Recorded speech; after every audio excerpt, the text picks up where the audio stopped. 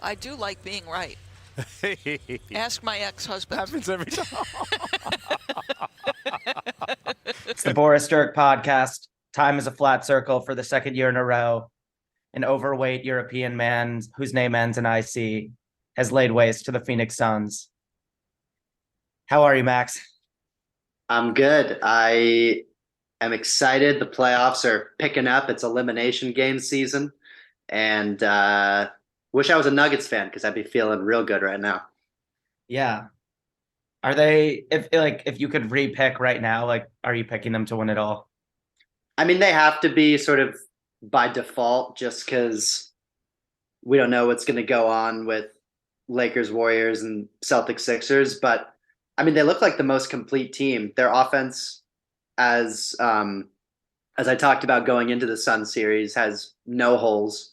And on defense, sure, the right team can take advantage of them a little bit, but no one in the playoffs, I think, can keep up with them scoring consistently. So they probably got the most complete team of anyone left. Yeah. I like the Nuggets' chances more against the Lakers than the Warriors, I think. We don't have to get into that now, but Yeah. looming in the background of this Devin Booker, it's like his third breakout. He like broke into a whole nother tier of superstar, and he was the best player in the playoffs for most of the playoffs thus far. But last year happened. Last year happened when it looked a lot like this, and it's not that Booker didn't look like he was trying, but like the very best guys, the guys that we were starting to ask ourselves, should we compare to Devin Booker to this tier? Like those guys don't let this happen 2 years in a row. So Well, it's gonna be an interesting offseason for Devin Booker. Like what the Suns conversation is really gonna get wild. well, I don't know if you consider Kevin Durant to be in that tier, but it happened to him 2 years in a row. Yeah.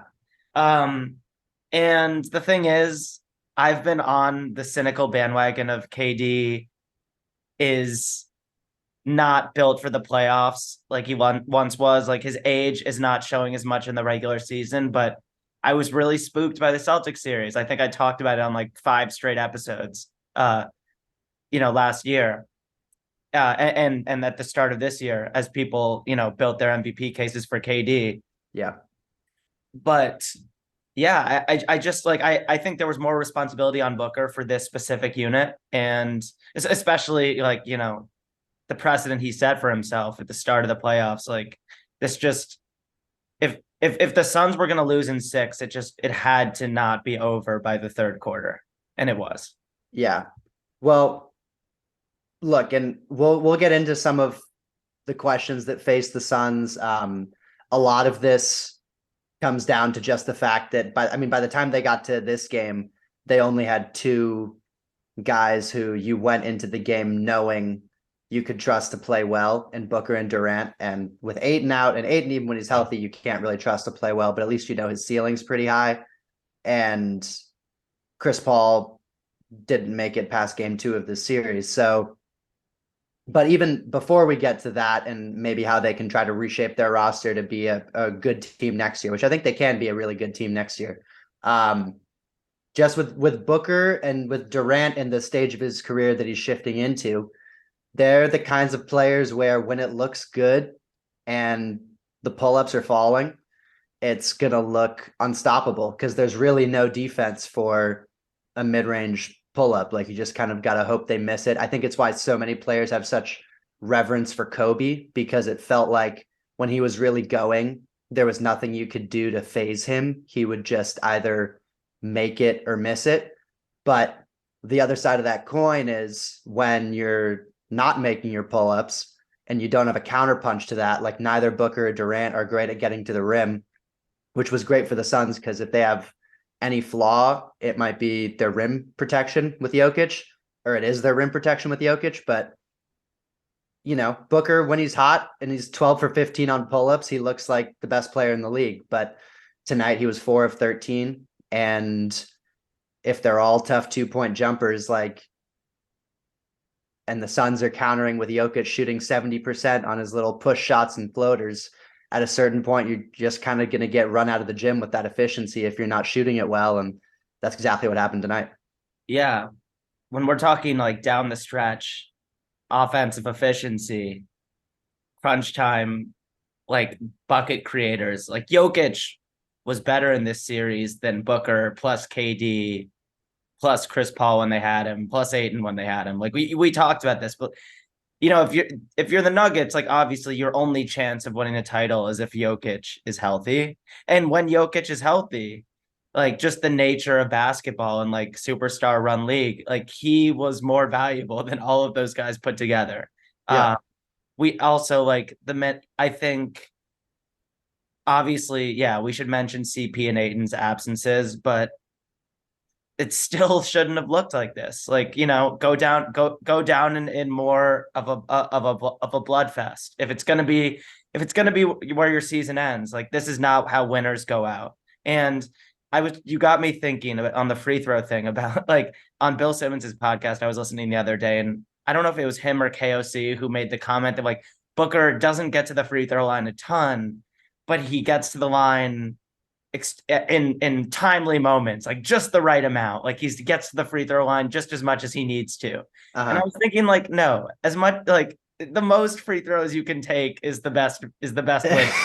Like that is what makes you the most efficient player. And of course, Devin Booker's game looked perfect when he was shooting 20 for 25. Yeah. But the bottom line is that, guys that can fall back on like a 10 for 12 free throw game, like don't have nearly as many playoff duds. And Booker doesn't do that. Yeah. And, Durant's kind of at a similar stage in his career or at this stage in his career, he's a similar type of player where he's going to rely really heavily on pull-ups.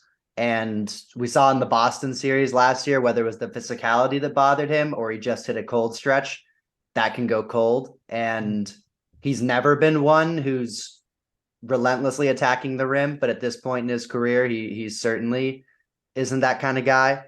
And look, I mean, the Suns had a lot more problems beyond those two guys in this game. Like they gave up 81 points in the first half.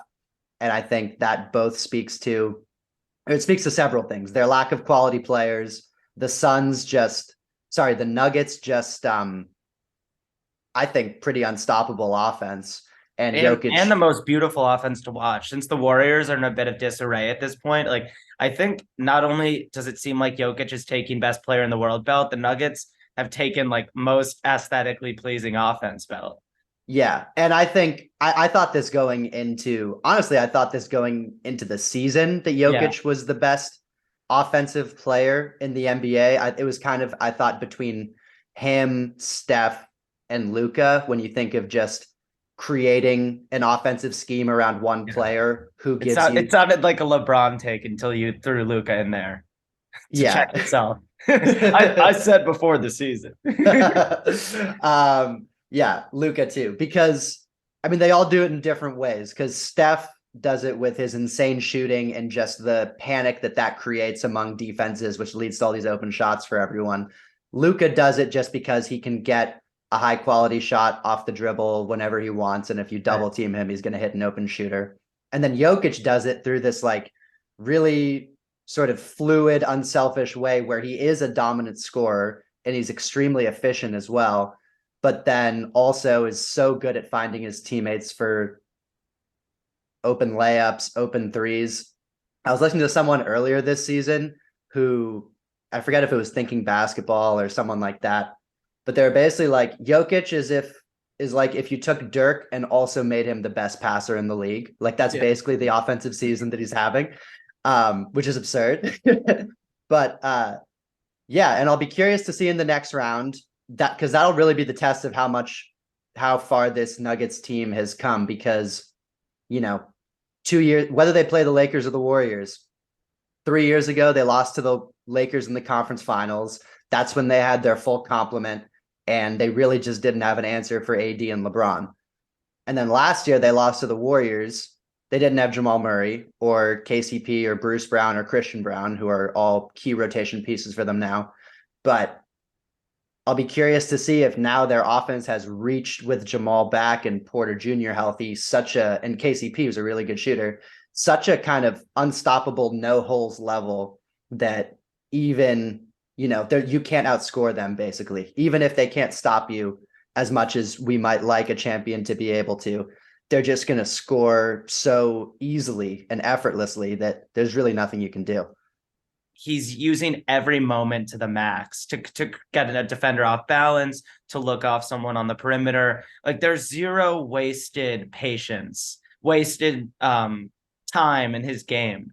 And even like he's not as good as LeBron, but there were moments in LeBron's peak when he was such like a chess master that I felt like it was sometimes a little too slow, and I wanted him to move faster. I always wanted LeBron teams to move a little bit faster because, of course, he's so good in transition.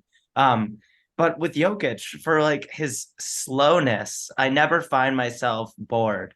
It's such an exciting style, and the way Curry gives up the ball, and that tends to be like when magic begins for the Warriors. Like I feel like Jokic gets the ball at the top of the key, and it's like a quarterback receiving the ball and the play is on.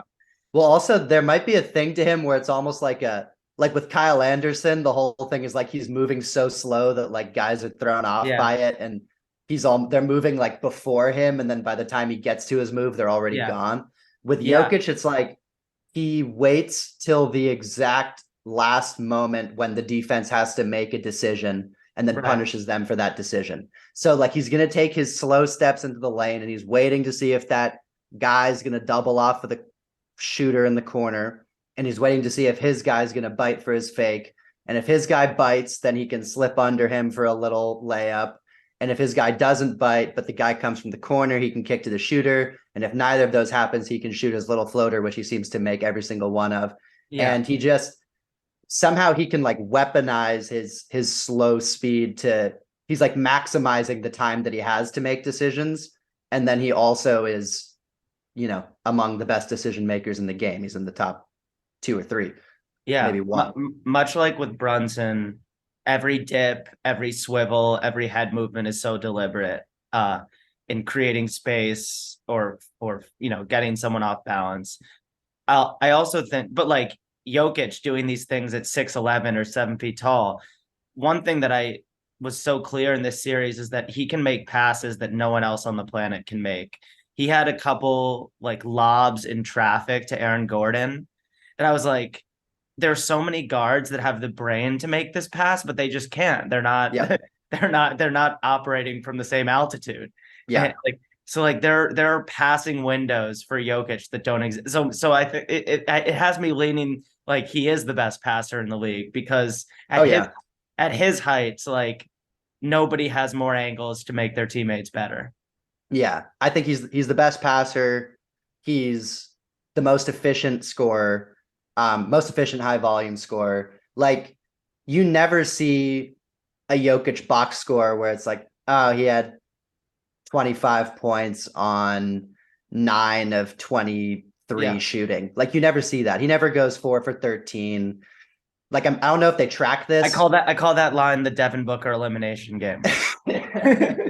I don't know if they track this, but of all high volume scorers that honestly I've ever seen, he's got to be besides Zion, the only one or the one with the lowest percentage of games shooting under 50%. Like he is always, 9 for 15, 11 for 18, and on tough shots too. Like, well, tough shots for anyone else, but for him, he seems to make them all. Yeah. And this whole podcast isn't going to be about Jokic, but it's definitely worth giving him just the respect he deserves. Is certainly, I think at this point, the best offensive player in the league.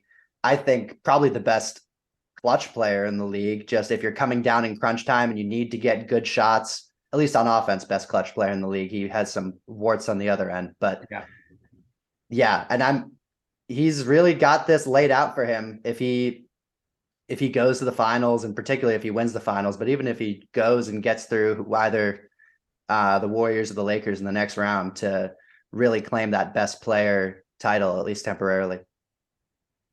All right. I would feel better about Phoenix going into next year if they had Cam Johnson and McCall Bridges instead of KD. I think I really mean that. Just because I'm worried about KD's body at the end of these long seasons, especially on a thin roster. The 40-minute games added up. Obviously, like I'd rather have the Suns roster than my Blazers roster. No offense to the King Dame himself. Like they, Suns still have a lot of assets, but it's scary hours for Phoenix. And Yeah. but on the positive side, what I will definitely take away from this series is that Devin Booker took a major leap as a passer and as like a shot getter for his team. And he was always one of the smoothest, most talented, most crafty scorers in the league. And there was no doubt about that.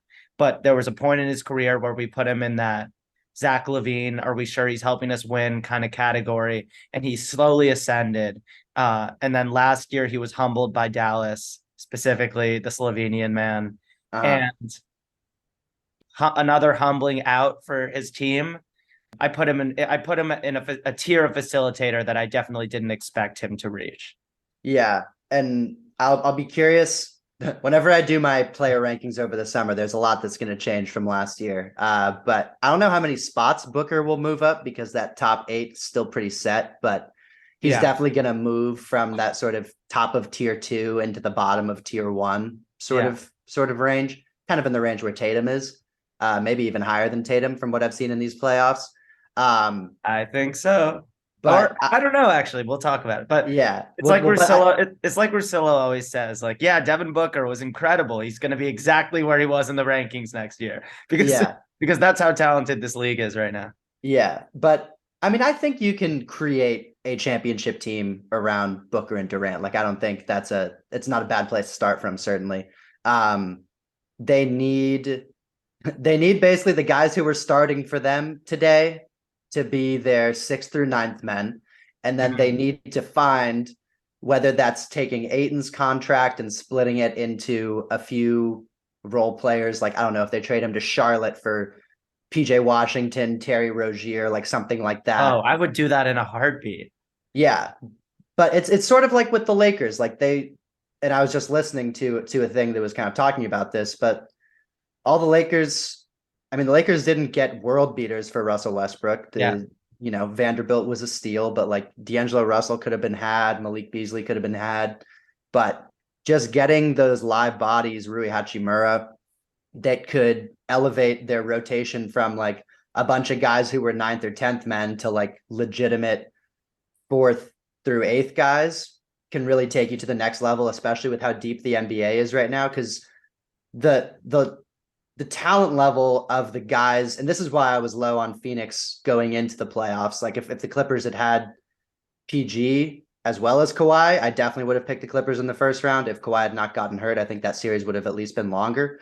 But the depth of the quality of your 4th through 7th guys on teams now is so much higher than it was 10 years ago, certainly 20 years ago. I looked up the roster of like the Spurs who won in 2005. Yeah. And they had, Brent Barry, who I think looks like Lucas Madsen from Succession, playing a lot of key minutes for them, an old Bruce Bowen, a very old Robert Horry,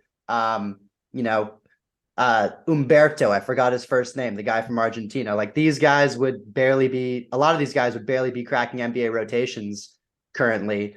And they were key players on championship teams 20 years ago. Now, to be a 5th guy on a really good team, like, look at Boston. I look at and this might be a segue to their team, but let's do Philly Boston. Every time I watch a Boston game, there's a stretch in the game where I wonder if Malcolm Brogdon and Derek White are their 2 best players, and they don't even start for them, or White does sometimes, but those guys could, be the starting backcourt for a lot of teams in the NBA now, and would have been a very good starting backcourt 10 years ago when you had, George Hill and Lance Stevenson as your starting backcourt taking you to the Eastern Conference Finals.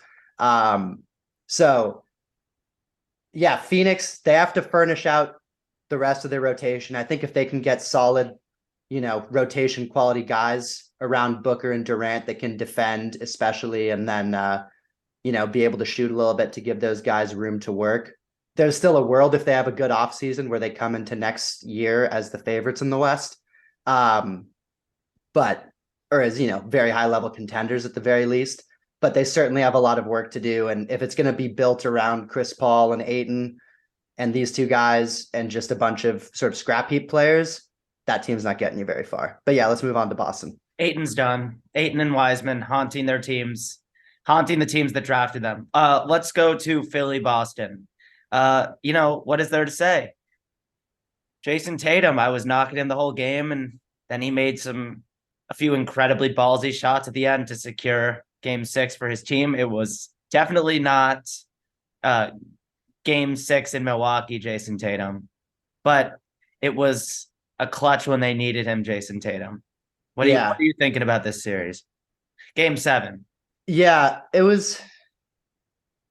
Well, for game 6, I don't know whether to call it a collapse because the Sixers were up 1 with like 2 minutes left. It wasn't a collapse. It was just the moment came where someone needed to step up, and who was it going to be? And it ended up being Jason Tatum, and he hit back-to-back threes after being 1 for 13 or something like that from the field in the whole game.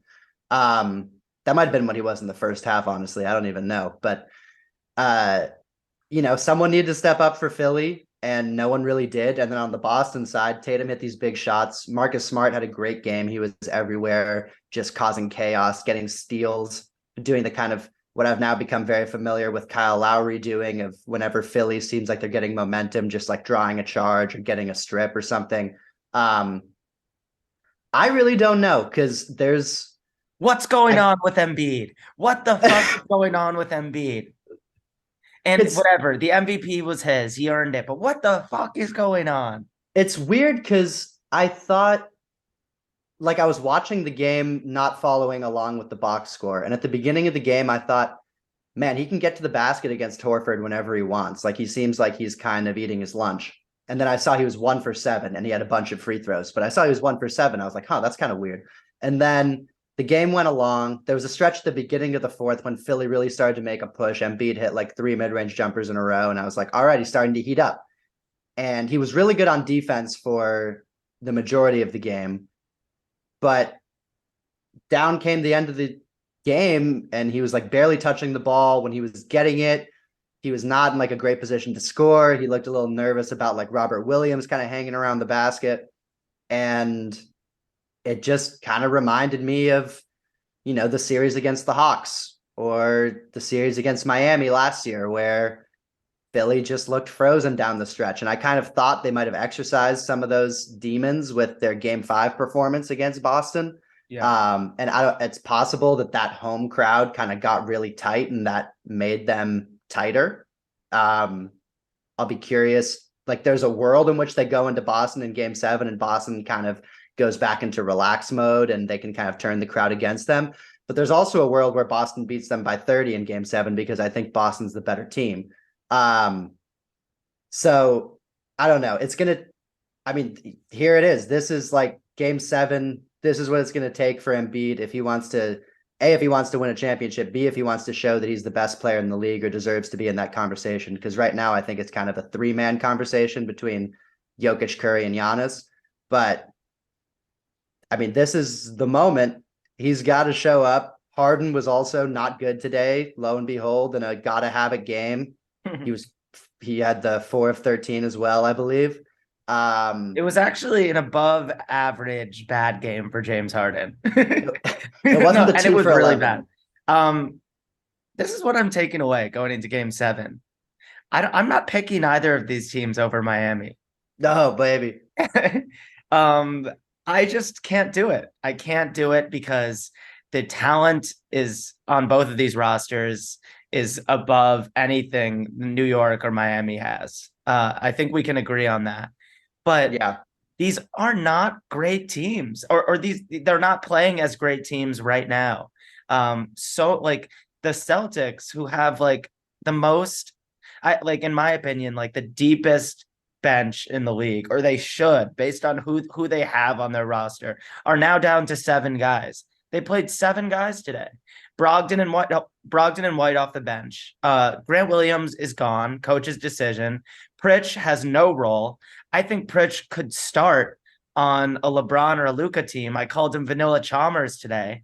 Mm-hmm. And I don't need to talk about how worried Celtics fans should be. They've already been really stressed and all the existential Jaylen Brown questions. But Embiid's been like 24 and 10 in the postseason on like 20% from three. He shouldn't be shooting threes anymore. It should just be a Joel takes twos at this point in the playoffs. And if you told me Joel was going to be having these, by his standards, pedestrian performances, and they'd, have a chance of taking game 7, I'd be pretty surprised. It's just the nature, pace of play, and the numbers that superstars are putting up in the playoffs. Like, I thought the Sixers needed more from Embiid to be in the series, but they've gotten 2 absolute worldies from James Harden. So, yeah, I mean, going into game 7, they're probably going to have the best player on the floor. They're certainly going to have the player with the highest ceiling on the floor. Whether he plays as the best player on the floor is another story. Philadelphia? Yeah. Yeah. Embiid, it should be the best player in this series. And I think to this point has probably played as the best player in this series. Particularly, I think his defensive impact. I mean, the paint for large portions of the game when he's on the court is just not an option for Boston. Which they're perfectly content to shoot a ton of threes. And it seems like at home, that's especially like their threes really have sort of an avalanche feeling at home.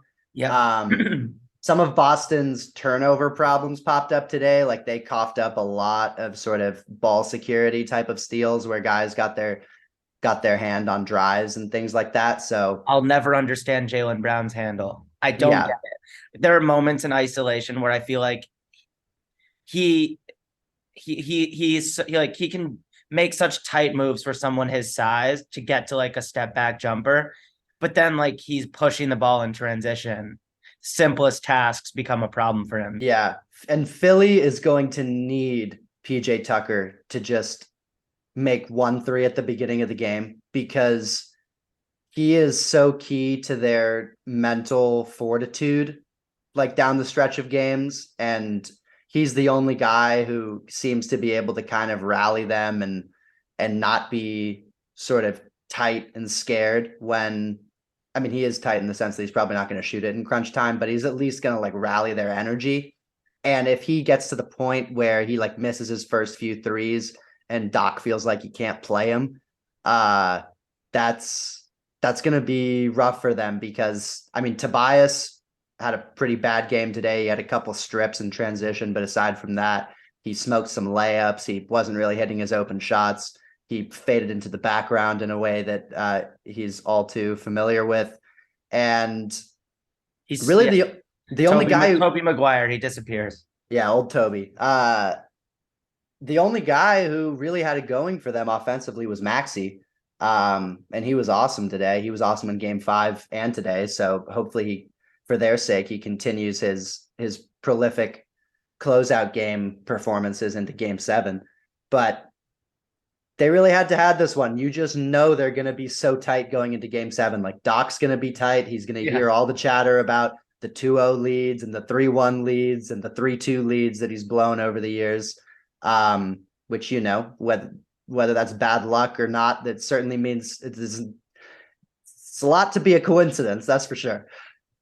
So it's like, it doesn't matter if it's a lot. It's this, is it the signal or the noise? The internet is cruel, and there's no way it doesn't have an impact on someone in that locker room. So yeah, I think I'm just going to be boring and pick the home team. But again, we've seen this when the Celtics are missing threes and Jason Tatum tightens up, they can lose to just about anyone. They can lose to the Hawks. So yeah, it's not much more. It's not much different than a coin flip, but I'm taking the home team. Yeah, I'm gonna be so upset if this Boston team wins the title. Like, yeah, no, but don't worry, they're not going to, because Super Jimmy has a game 6 against the Knicks on Friday, which it technically is Friday for both of us now. Yeah. So how are you feeling, man? You got 2 wins. I'll set you up. You got 2 wins. Julius Randle probably can't play for the team ever again. I've been annoying the shit out of you when I should have just let my takes speak for themselves. Yeah, Jalen Brunson's been amazing. All of his magic has translated to the playoffs, which is really cool because it wasn't just a meaningless round 1. I think now we can say like Jalen Brunson is a playoff guy, even if he can't be your number 1. Like, put me in a foxhole with that guy. Where are you at? I was very happy to win game 5. I was sort of already doing the pre-rationalizing, like, I picked this team to finish 9th before the year. We never thought they'd even be the 5th seed, let alone win a first round series, let alone win it in 5 games. But I really didn't want to see them roll over and just die. Yeah. And the first quarter looked like they were going to do that. I think, they were down 24-14, and it looked worse than that. Plenty of possessions with Randall catching the ball in the corner, jab stepping, holding the ball, and then barfing up a 18-footer that hits the backboard. But he came out, Toppin came in, they went on an 18-2 run to start the second quarter. And I thought when Randall came back in, I liked the way he played. I thought he was more decisive. As I keep saying, he has a physical advantage against everyone on the team not named Bam Adebayo. So whenever he has one of those guys on him, he can go to the basket and draw multiple guys. And down the stretch of that game, he was very effective with drawing 2, kicking to the corner. We got open threes for RJ, Brunson, Grimes. We actually made threes in this game, which was nice. RJ. Grimes. Yeah, RJ, just my opinion of him continues to go up and up. Like from that nadir of the first 2 games of the Cleveland series, where I thought, I don't even know if he has a role in this series, to where he is now. It's just so impressive the way he continues to just perform to the moment. So, I mean, there's some encouraging things. And it's another one of these series where, like, 3-1 seems like a lot until you win that game 5. And then you're like, all right, all we have to do is win one road game. And then we have a game 7 at our place. So honestly, the 2 games in Miami weren't that competitive earlier in the series. Jimmy seemed like he was kind of pacing himself in game 5. It's possible Quentin Grimes was giving him real trouble, because I thought Grimes really settled in to this series in game 5 in a way. Play him 40 minutes. Yeah, he looked really uncomfortable in games 1 through 4 when he was coming off the bench at first. And then when he first came in as a starter, he was just so frenetic and kind of, dribbling the ball off of his foot, throwing bad passes, just looked like he was going way too fast. But I mean, he had a all-time just grit moment at the end of the game where he bangs knees with Adebayo on a screen. He limps back into the play and then strips Jimmy Butler in a clutch possession to lead like a Knicks break the other way. And look, the Heat had a bad shooting game. They've been a bad shooting team all season long, and suddenly are making half of their threes in the playoffs because Spoelstra is a magician. But you never know. They could have another bad shooting game, and then it's a game 7 in the Garden. I'm expecting us to lose by 10 or more points tomorrow. But okay, there we go. I was waiting for it. But you never know. And then once we're back in the Garden, then it's a whole different story. Yeah. But I'm expecting us to lose tomorrow. It's hard to pick when both teams have proved us wrong for the last few weeks. Who the hell knows? I think Julius Randle, I just couldn't have him on my team. I will not. That's the last time I'm going to say it. I don't like the way he plays, but at the same time, it can be true that we need him playing at his best to beat Miami. And which has me thinking about Jordan Poole. Because I sometimes think this is why I could never actually run a team, because I would say just bench the guy that isn't working hard, that's infectiously lackadaisical, and just doesn't have the defensive grit that we need. But the Warriors can't win unless Jordan Poole scores some points, and it's sometimes the same for the Lakers with D'Lo. These teams just need to find points, and no matter how unswitchable you are, how much of a wet blanket you might be on defense, scoring is still prized and necessary in the playoffs. And so, Randall is definitely a gifted scorer. And when he's locked in, and he has to be locked in for the Knicks to win 2 in a row here, or 3 in a row. Okay. I have nothing to add. I think you said it well. Let's finish up with Lakers Warriors. The tectonic round 2. I cop out.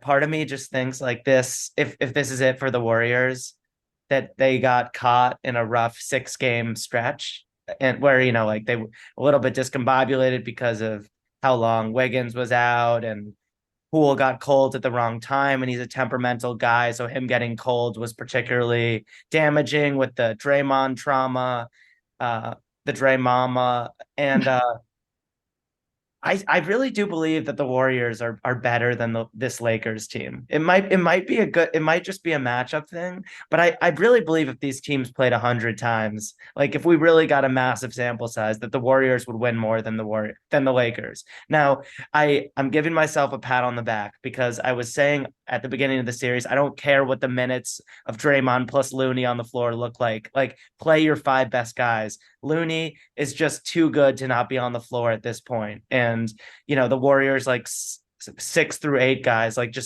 they should not be taking minutes away from him, even if the matchup isn't quite ideal. The Warriors have gotten back into this series by putting Looney back on the floor. How much of his, just a couple game disappearance was the illness that he reportedly had? I don't know. But I really think that they should, if they're going to lose, they should go down with Looney and Draymond together on the floor. Yeah, I don't have a ton of thoughts on Lakers Warriors game 6. I think the Lakers are going to win it.